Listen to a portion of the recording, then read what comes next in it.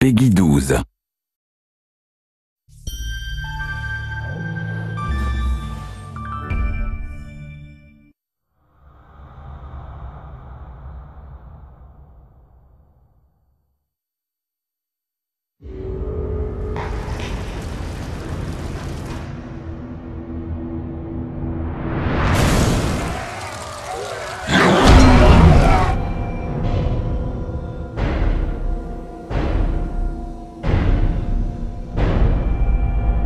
Welcome back to the world of Ashan, the setting of all our Might Magic games.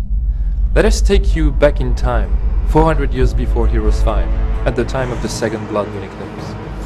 Once again, demons are swarming out of the bowels of Shi'ar.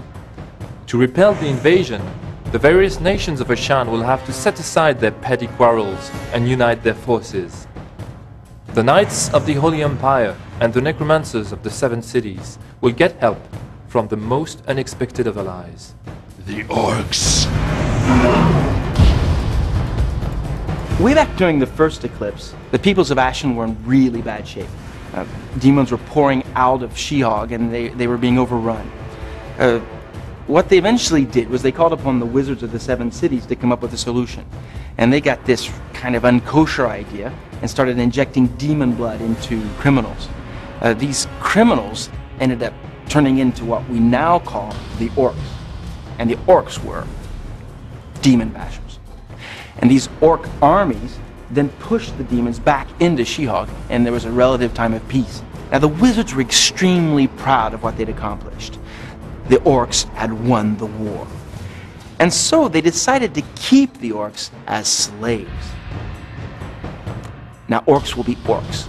They didn't really like the situation, so they eventually rebelled and they fought and they won their own freedom.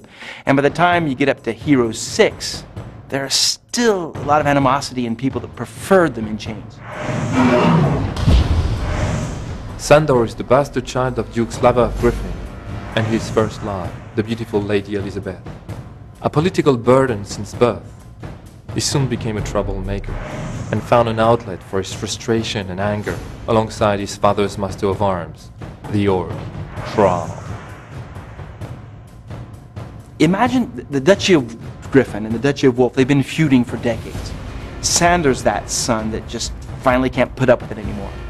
He stands up to Duke Gerhard, the Duke of Wolf, and gets himself in trouble. It leads to exile.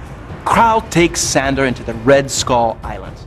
This is where Krau was born. It's orc country, right? Think dancing with jaguars, blood-like rituals. Sandor's confronted with everything that it means to be an orc, and he becomes a war chief. He's popular, he amasses a huge horde, a giant army, and goes back into the Holy Empire. Whether he becomes the savior of the Empire or the conqueror, that's really up to the player to decide.